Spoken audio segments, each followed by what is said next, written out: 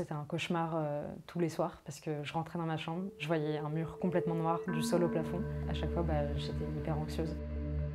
Je m'appelle Salma, j'ai 23 ans, je suis étudiante en master d'économie et actuellement on est à Paris, dans le 19e arrondissement, dans le logement de ma mère. On a déménagé ici en été 2018, donc on est venu avec ma mère et mon petit frère. Et l'appartement, déjà, il est assez petit pour 3 personnes, parce qu'on est dans un T3. Ma mère, du coup, dort dans le salon. La moisissure, elle a apparu dès le premier hiver, surtout au niveau des murs où il y a les fenêtres, et dans chacune des pièces. Donc, que ce soit dans nos chambres où on dort, dans le salon, dans la cuisine ou dans la salle de bain. La moisissure, elle s'est complètement propagée dans ma chambre. Il y en avait sur les livres, sur les cadres, sur les meubles. Au départ, ce qu'on a fait, c'est qu'on a essayé de nettoyer la moisissure, mais à chaque fois qu'on nettoyait, ça revenait. L'année dernière, en 2024, c'était l'année, il me semble, où il y a eu le plus de pluie à Paris depuis quelques années. Et en fait, ça s'est énormément vu et ressenti dans l'appartement, parce que c'est aussi l'année où il y a eu le plus de moisissures.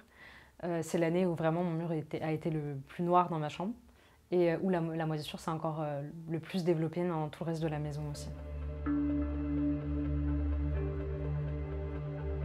Ma mère, elle a de l'arthrose et elle sent qu'elle a beaucoup plus mal à son arthrose avec le fait de vivre dans un appartement qui est très humide.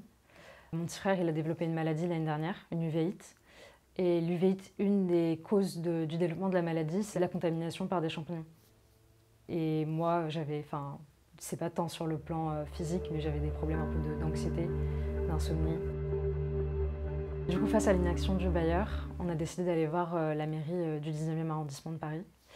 Et il y a des experts du coup qui sont venus chez nous. Ils ont constaté qu'il y avait des présences de champignons qui avaient des conséquences sur la santé, notamment au niveau respiratoire. Il y a aussi un aspect social où on a énormément d'isolement social.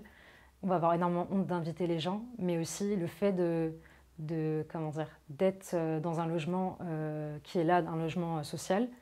On a l'impression qu'on n'est pas écouté et pas considéré, en fait. Et la situation a fait que s'aggraver aussi parce qu'on n'a pas de moyens de faire pression contre notre bailleur. Et on n'a pas les moyens économiques de réparer les moisissures parce que c'est un problème qui est lié au bâtiment, en fait, qui est mal isolé. Et on ne peut juste pas payer la rénovation du bâtiment. Aujourd'hui, quand il y a des personnes qui subissent déjà des inégalités sociales et économiques, le changement climatique et l'inadaptation aussi au changement climatique, elle va aggraver les inégalités. Et on va se retrouver dans une situation qu'on appelle d'injustice climatique. C'est-à-dire que les personnes les plus vulnérables, elles vont voir leur situation s'aggraver avec les conséquences du changement climatique. Les enjeux environnementaux et climatiques, c'est vrai que c'est des enjeux qui me préoccupaient déjà, notamment par mes études. Mais le fait de vivre dans un logement qui est mal isolé et insalubre, ça rend vraiment la chose beaucoup plus tangible. Je pense que l'émotion qui règne le plus, c'est l'impuissance et l'isolement. À chaque fois qu'on mène une action, que ce soit face au bailleur social ou que ce soit auprès de la mairie ou d'associations, on se sent vraiment assez seul. Et on a l'impression que notre situation n'est pas prise en compte dans sa juste valeur. Maman, ça a été un réel combat pour elle. Elle s'est rapprochée d'associations pour obtenir du soutien, notamment des associations locales, mais aussi Get Up. Get Up, c'est une association qui a été créée par et pour des jeunes dans les quartiers populaires.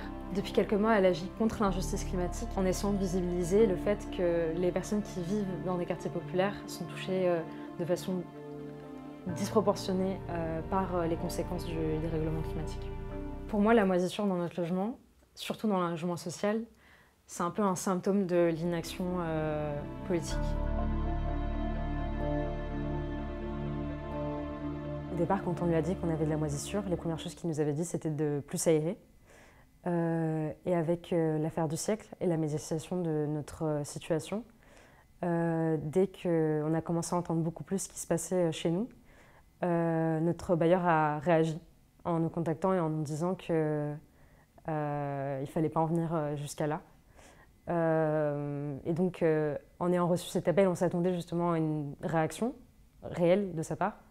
Mais depuis cet appel, en fait, il ne s'est toujours rien passé. Normalement, quand on vit dans un logement, le bailleur il doit nous proposer un logement qui est décent et pas insalubre.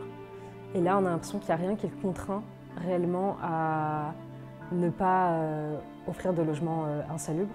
Moi, ce que j'attends de l'État, c'est qu'ils mettent fin à l'injustice climatique, qu'ils commencent par nous prendre en compte dans les politiques publiques pour l'adaptation au changement climatique, qui considèrent que le changement climatique a des conséquences inégales auprès de la population française, que les personnes qui vivent en quartier populaire, qui vivent en dom-tom, qui sont dans des situations vulnérables de fait de leur situation sociale, vont être les premières impactées par le changement climatique.